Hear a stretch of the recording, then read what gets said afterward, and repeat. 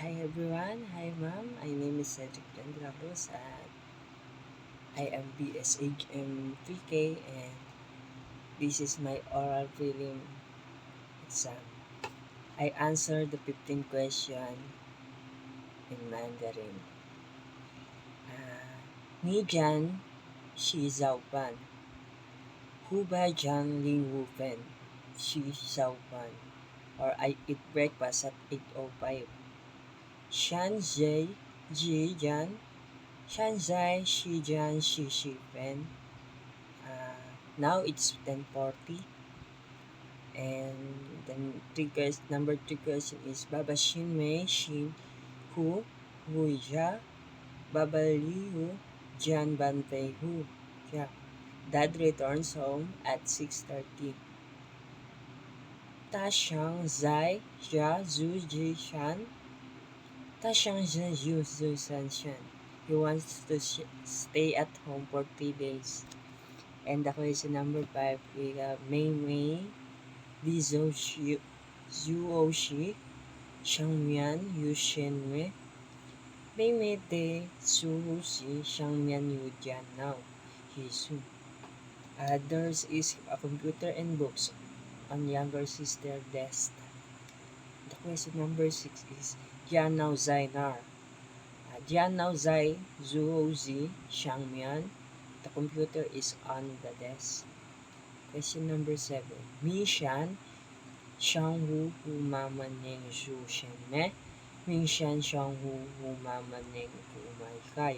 Tomorrow afternoon, my mom can go grocery shopping.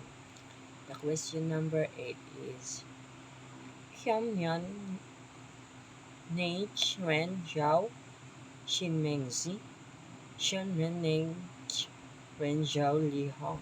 The person in front is called Li Wang. Li Wang. Jamie Lao Shi Zainar Gongshu. Jamie Lao Shi Zaidao Su Gongshu. The teacher Jamie works at the university. Question number 10.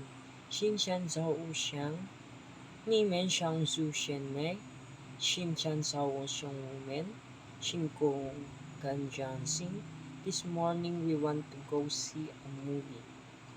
Question number 11. Tamen Pilugin Peng Yu Yu Dong Shou Tong Shu.